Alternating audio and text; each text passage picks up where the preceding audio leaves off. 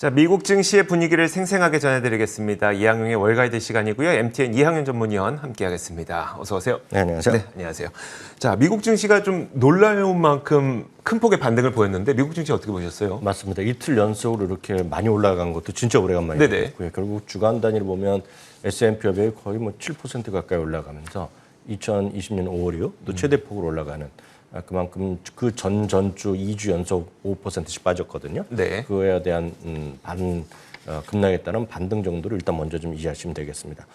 섹터는 당연히 11개가 모두 주말에 모두 올랐습니다. 이민소비재, 기술주, 금융주 등이 모두 주도하는 그런 모습이었고요. 에너지도 지난 주말에는 한 1.3% 올랐습니다. 그렇지만 지난주 주간 단위로 보면 에너지가 그나마 제일 안 좋았던 그런 섹터임에 분명하겠습니다. 나머지 10개 섹터가 주간 단위 올랐다고 말씀드렸고요. 그러다 보니 S&P 500은 2020년 5월 이후 최대 상승폭, 그리고 다우지수는 주간 단위 5.4%, 나스닥은 무려 7.5%나 주가가 주간 단위로 올라간 한 주가 되겠습니다. 특히 지난 한 주간을 보면은요, 아마존이나 알파벳, 마이크로소프트, 애플, 테슬라 등 소위 시가총액 상위 주식들이 모두 골고루 많이 올라간 모습이 지난 한 주간에 있었던 가장 큰 특징이 되겠습니다. 알겠습니다. 저는 이 중에서도 제일 궁금한 게 이렇게 인플레이션 그리고 침체 우려 막 이런 때 요즘과 같은 때에는 에너지 주식이 꼭 들어 있어야 된다라고 얘기를 많이 했기 때문에 에너지 주식들은 지금 어떤 상태인 건가요? 네, 맞습니다. 에너지는 고점 대비 한 25%가 정도 네네. 순간적으로 떨어졌기 때문에 주간 최근에 한 2주 동안 떨어진 거는 또 가장 많이 떨어진 그런 모습입니다. 다만 연간으로 보면 아직까지도 유일하게 플러스가 내고 있는 유일한 섹터가 되겠는데요. 그만큼 상대적으로 많이 올라갔던 거에 대한 소위 그 밸류에이션에 대한 부담감이 분명히 어느 정도 나왔을 겁니다. 다만 전체적인 펀더멘탈을 보면 전체 시장 대비 보면 PR이 여전히 낮은 축이기 때문에 기관 투자 입장에서 보면 반드시 갖고 와야 되는 게 맞지만 네네. 개인 투자의 입장에서 보면 많이 올라간 거에 대한 부담감이 있기 때문에 하시더라도 섹터에 대한 ETF 정도가 무난하다는 생각을 전해드릴 수 있겠네요. 알겠습니다. 자, 그러면 그 유가를 비롯한 원자재 가격이 지금 하락 추세를 보이고 있는 건지 아니면 그냥 방금 앞서 말씀해 주셨던 것처럼 너무 많이 올라왔으니까 잠깐 쉬어가는 건지 요즘 현상은 어떻습니까? 어찌 보면 지금 유가가 가장 많은 분들이 이제 눈에 많이 띄는 것들이죠. 물론 유가는 이제 먹거리가 이제 두 가지가 가장 큰 인플레이션의 압박을 가져오는 것이 분명하겠습니다.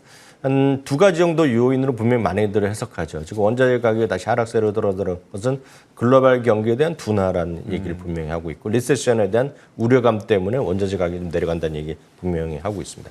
또 한편으로 보면 미국 정부에서 다양한 압박을 좀 하고 있는 거 아닙니까? 그리고 사우디에도 곧 방문한다 얘기를 하고 있고 또 미국에서 그 바이든 대통령이 한번 말씀드렸다시피 지금 엑선모빌이 지금 신보다 돈을 많이 버는 사람들 그러니까요. 집단이라고 이제 비판을 하고 지금 조만간 백악관에서 만난다고 합니다. 지금 에너지 관련된 CEO들과 뭔가 좀 뭔가 해결책을 노리겠지만 이게 어느 정도 될지 모르겠습니다. 여하튼 지금 유가는 고점 125달러 고점에서 지금 조금씩 좀 내려오면서 지난 주말에 약간 반등했지만 110달러 아래에 있다는 거가 확인할 수 있겠고요. 구리도 마찬가지입니다. 구리도 최근 10일 동안 20% 이상 하락을 했거든요. 구리가 이렇게 급락한 것은 최근에 보면은 소위 그 팬데믹 직후를 제외하고 처음 있는 일이라는 것도 분명히 보실 만하게 됐습니다. 곡물 가격도 마찬가지입니다. 곡물 가격 세 개를 한꺼번에 보여드리겠는데요. 제일 위에 보이는 것이 옥수수가 되겠고요. 그 다음에 밀 가격이고 그 다음은 대두 가격인데요. 이런 것들도 갑자기 급락세를 보이고 있습니다. 여러 가지 요인이 있겠죠. 여기에도. 다만 워낙 많이 올라간 것도 있겠고 또 하나는 날씨의 문제 등등도 있겠는데 일단 참고적으로 보면 밀 같은 경우 그리고 특히 그 옥수수 같은 경우를 포함해서 이번 6월 30일 날 미국 농무성에서 작황에 관련된 거 월간 보고서를 낸다고 합니다. 그러니까 그때 상황에 따라서 또 한번 변동성이 있을 수 있다고 보여지겠고요. 특히 이것들은 물론 투기적 수요가 어느 정도 있었는지 전 모르겠으나 실제로 보면 이들은 글로벌 경기 둔화랑 상관없는 거잖아요, 지금요. 그렇죠. 먹고 사는 문제이기 때문에. 네. 그래서 이렇게 많은 변동성이 있어야 되는지는 워낙 상품의 시세라서 제가 보여드리긴 하지만 좀 판단이 쉽지 않다라고 이해하셔야 되겠고요. 말이 나온 김에 다른 기타 경제 지표의 뭐까지 보면 10년물 금리가 또 소폭 반등하는 모습을 보여줬고요. 금값도 반등했습니다. 다만 이제 우리 입장에서 가장 중요하다고 여러 번 강조드렸던 미국 달러는 소폭 좀 하락하는 모습을 보여주고 있다는 것도 그나마 좀 다행스러운 일이다라고 이해하시면 되겠습니다. 알겠습니다. 자, 이런 저희가 상품 시세들까지 좀 정리를 해드렸는데요. 종목별로는 사실 저도 오프닝에서 말씀드렸지만 하락한 종목을 거의 찾기 힘들 정도로 다 같이 올랐거든요. 주요 종목들은 어땠을까요? 최근 들어 특정인 이제 급등과 급락을 반복하는 그런 모습입니다. 워낙 주가가 많이 고점에서 내려와 있기 때문에 네. 뭐 그런 정도라고 보셔야 되겠고요. 지금 고점 대비 20% 하락에서는 약간 또 벗어나는 그 정도까지 와 있습니다. 애플 같은 경우 마이크로소프트가 2% 내외 상승했고요. 알파벳도 5%, 테슬라도 4.5%가 지난 주말에 반등했습니다. 기술주로 작년까지는 최고 히트 주식, 올해는 또 제일 많이 떨어진 주제 하나가 엔비디아인데요. 엔비디아도 오늘 지난 금요일날 5% 올라갔고요. 메타 플랫폼도 7% 정도 반등했습니다. 여행주들도 최근 들어서 주가 다시 좀 떨어지는 모습을 보여주고 있는데요. 오히려 지난 주말에는 좀 반등이 일단은 성공했습니다. 그만큼 급락과 급등이 좀 반복하는 그런 약간은 변동성이 확대되어 있는 주식의 특징적인 주식이 지금 여행주라고 보셔야 되겠습니다. 카니발이 12.4% 나왔습니다. 2분기는 생각보다 더 실적이 좋을 거란 얘기를 하고 있거든요. 네. 실적과 지금 주가가 완전히 딴판으로 가는 대표적인 주식이 여행주, 그리고 카니발 같은 그런 크루즈와 항공주라고 일단 보셔야 되겠습니다. MGM 리조트도 대표적인 여하튼 카지노 대표 주자인데요. 11%나 급등했고요. 아메리칸 항공 7% 올라갔습니다. 지난주에 실적과 관련해서 그 전에는 이제 배당을 발표했었고요. 긍정적으로 발표했던 것이 페덱스인데요. 페덱스가 6% 이상 급등한 것 정도만이 실적에 관련된 주가의 움직임이었다라고 저는 이해가 됩니다. 네, 알겠습니다. 근데 그 주요 종목 가운데 마이크로소프트는 빼놓으셨어요. 혹시 마이크로소프트는 다른 이슈가 있었던 걸까요? 마이크로소프트는 시티그룹에서 물론 이제 매수 의견 얘기했지만 조정이 좀 과했다면서 꼭 집어서 좀 얘기를 하고 있습니다. 네. 주가는 3.4%가 반등했는데요. 마이크로소프트를 포함한 소위 소프트웨어 주식들의 기업들의 금년 하락이 지나치다라고 얘기하고 있고 그 선봉이 이제 마이크로소프트를 얘기하고 있습니다. 그러면서 최악은 지난 것 같다라는 정도로 완곡하게 표현하고 있고요. 그것은 기업들이 말이죠. 기업들이 어찌되었건 여러 가지 조직에 대한 어떤 경영의 효율 이런 걸 비용에 대한 컨트롤하기 위해서 IT 투자를 계속하고 있고요. 그것에 IT 투자를 계속하면 결국은 업무의 효율화 네. 그리고 클라우드의 사용 뭐 이런 거 아니겠습니까? 그러다 보면 마이크로소프트가 나쁠 수가 없다는 얘기를 하고 있고요. 그런 관점에서 방어적 성격의 하이브리드 앱과 인프라의 성격을 같이 보유하고 있는 것이 마이크로소프트다라는 지적을 하고 있습니다. 그러면서 앞으로도 두 자릿수 성장을 계속할 것이라는 점, 그리고 장기적인 가격 결정력을 여전히 확고하게 갖고 있다는 거죠. 마이크로소프트 365나 시리즈나 소위 OS를 가격을 올린다고 해서 안 쓸 수가 없잖아요. 지금요. 그렇죠. 그러니까 그런 것들 때문에라도 결국 이들의 어떤 경쟁이 분명히 있다는 얘기하면서 여전히 이들 기업의 주가가 하락이 지나쳤다는 얘기를 하고 있습니다. 네.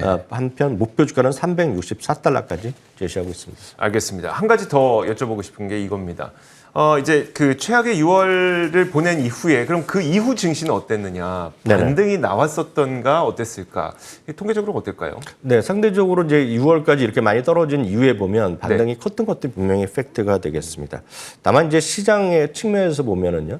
최근 올해 들어서 주가 이제 계속해서 1월 3일 고점으로 하락하는 추세적으로 보고 있습니다. 많은 사람들이 쉽게 표현한 것은 계단식으로 좀 하락을 하고 있는데요. 3번 정도 일단은 바닥권에서의 소위 베어마켓 랠리라고 표현하는 것이 나왔고 이번에도 이제 반등을 하고 있습니다. 저점에서 7.7% 정도 올라가고 있고요.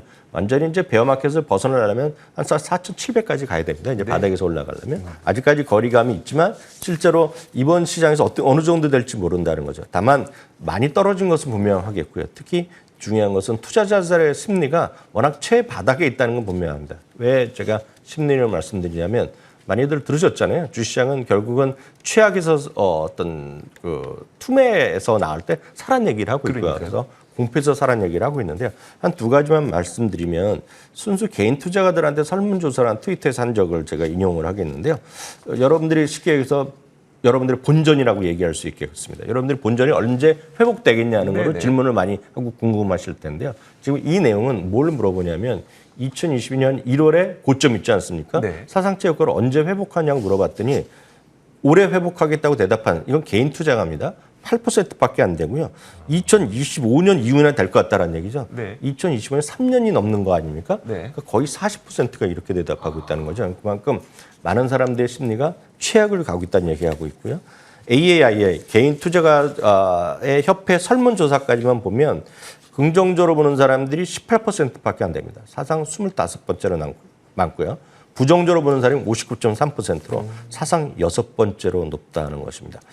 즉 이건 뭐냐면 그만큼 많이 떨어졌기 때문에 지난주에 반등했고 역설적으로 보면 지속적으로 반등하기에는 뭔가 또 다른 계기가 많이 있어야 될 것 같다라고 말씀드리고 싶네요. 네, 알겠습니다. 자, 이렇게 지난 밤 사이에 미국 시장에서 어떤 일들이 있었는지 살펴봤습니다. 이항영 전문위원과 함께 이야기 나눠봤습니다. 고맙습니다.